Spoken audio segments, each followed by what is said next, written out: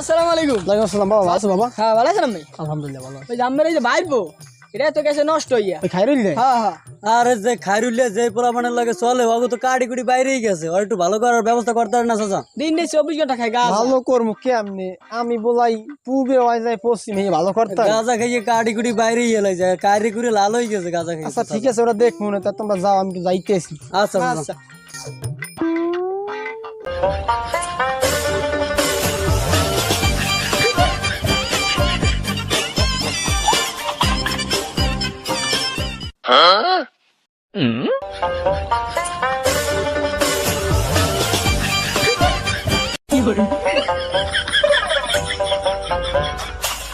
কাকু কি এলেন?